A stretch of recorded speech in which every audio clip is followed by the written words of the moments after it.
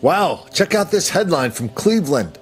They're actually calling one of the fellas an urban terrorist. Just because what? Just because he beat up some old people and he got caught robbing a few people? But they must have been really, really pissed at this guy. I wonder who he robbed. Oh yeah, they got pissed at him after he robbed 2 reporters. Let's hear one of the reporters describe what she went through.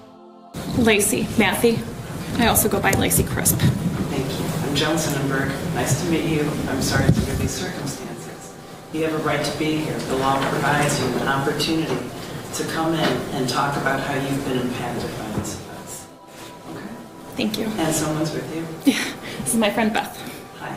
Hi. How are you? Nice to see you too. All right, so we just heard a summary of what occurred here. What would you like to say? For someone who talks on TV every day, this scares me. He terrifies me. He has no respect for life or for anyone, and I think that's what truly makes him dangerous to the community. It's been just over a year since photographer and I were robbed at gunpoint. There has not been a day since then that I have not thought about the robbery. It has had long-lasting impacts on me and on my family. On December 28th, 2017, photographer Eric Walls and I were out doing a story on firefighters dealing with the cold. There had been a house fire overnight at 99th and St. Clair, so we went out to that house to use as a backdrop for our live shots. We had done our live shots at 4 o'clock and at 5 o'clock with no incident. We were waiting to do our 6 o'clock story. It was about 5 o'clock, 5:15, Eric and I were sitting in the truck when all of a sudden our doors opened. And 2 guys with ski masks on, with guns, told us to hand over our wallets and phones. I didn't realize what was going on at first because people approach our live trucks all the time. And Eric told me, "Lacey, he has a gun in my ribs. Hand over your stuff." So Eric and I did as they said. We grabbed out our phones and we handed them over. But that wasn't good enough. They wanted me to wipe off the passcode on my phone. I didn't know how. So I kept handing my phone over, putting the pin in, handing it back, and he would hand it back to me. They held us there for several terrifying minutes. And I thought for sure that he was going to shoot me because I didn't know how to take the passcode off my phone. That's how terrifying it was. As soon as we got out of the truck, as soon as the 3 kids, there was one behind, ran away, and we could tell they were very young kids. Neighbors came out and they asked us what just happened. And I said, we were just robbed at gunpoint. They looked like 3 very young kids. And the first thing one of those neighbors said is, "That's Eddie and them." They knew him because they terrorized that neighborhood. Now, the robbers were bold. They knew exactly what they were doing. They wore ski masks. They asked me to wipe my phone as if they were experienced professionals.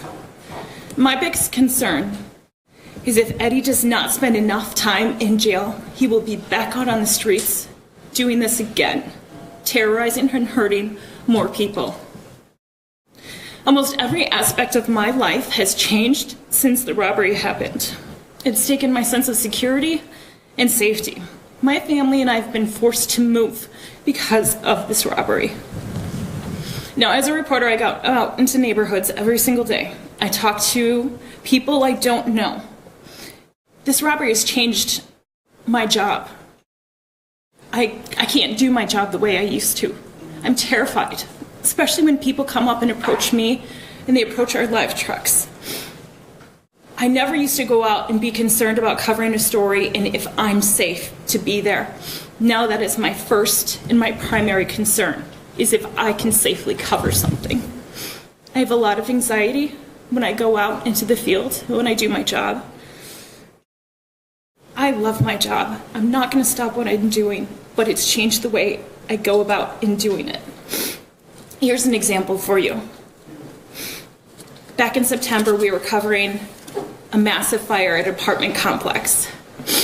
And a photographer and I had stopped. It was in Richmond Heights. We had stopped for gas 2 blocks away. A man walked up to the photographer as he's filling up with gas. and he asked him for money. I started having an anxiety attack. I thought he was going to have a gun, and I thought he was going to pull a gun on us. Fortunately, the photographer was able to get him to leave us alone. It would give me a lot of comfort to know that someone as dangerous, someone who cares as little for others as Eddie does, would be put behind bars for several years for the safety of the community. Thank you. Thank you, Ms. Matthew. I'm sorry for what you experienced. You did a really good job of expressing how you feel and how you've been impacted every day by this crime. Thank you for being here today. Down in St. Louis, the language is a bit more muted because no reporters were injured in the production of this video or in the production of these robberies. Well, Rod, Karen Lynch says the suspect approached her very early this morning here on Grove Point Drive. She was just in front of her house a few doors down here in front of her home feeding cats. She actually tried to use that cat food to fight back. She spoke to us. Karen Lynch gets up at 5 every morning to feed the neighborhood cats. On Saturday, that routine became anything but. He walked right up to me and he said, "Give me your money." Lynch, who is in her 70s, says a young man approached her and demanded money. It looked like he had a gun. I said, "Here's the $4. Take it and get lost. It's all I have." Well, he turned around and he walked away, so I thought he was gone. Despite having just been robbed, Lynch says she kept going down the sidewalk, putting out food for the cats. That's when she says the suspect reemerged, presumably thinking that she was trying to follow him. He pointed a gun at her head. She smacked it away and threw cat food right at him. Lynch says the gun went off as it went flying out of the suspect's hand, shooting her in the leg. She called 911 and the suspect took off. I still have the bullet and I've got a souvenir. He was going to kill her for $4. Joe Striegel lives across the street and has known Lynch for 30 years. He heard the gunshot, but didn't realize it at the time. I couldn't believe it, not in this neighborhood.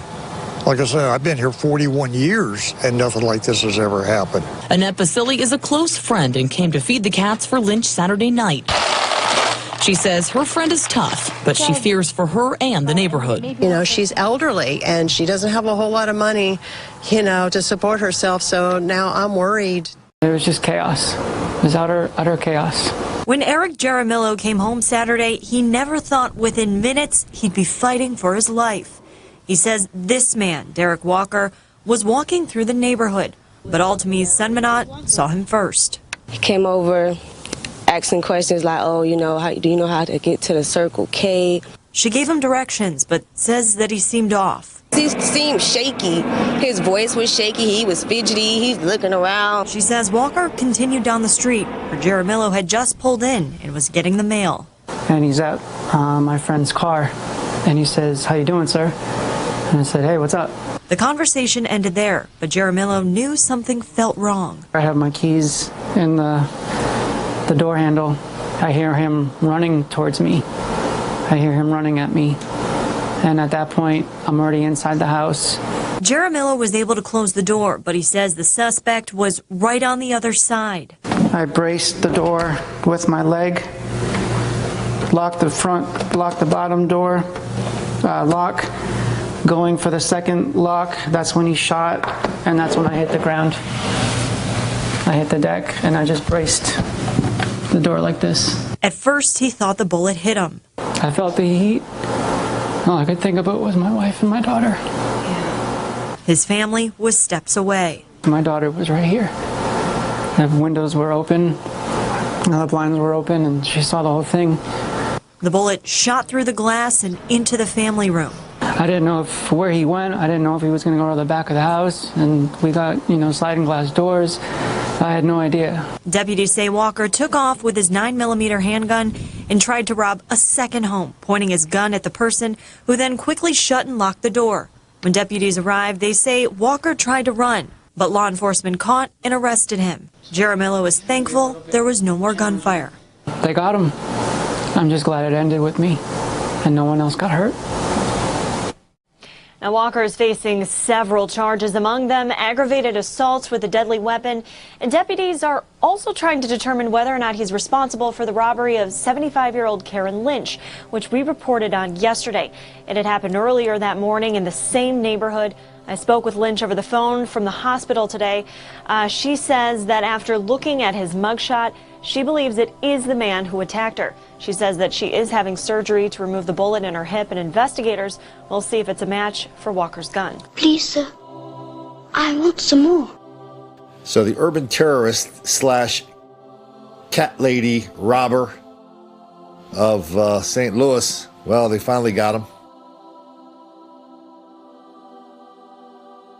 Maybe he'll be sharing some cell space, even though in different parts of the country. Maybe he'll be sharing some cell space with the urban terrorist, though I don't really see what the difference is between these two fellas, other than one beat up a reporter and one didn't. Wonder what that reporter did to make that black kid angry.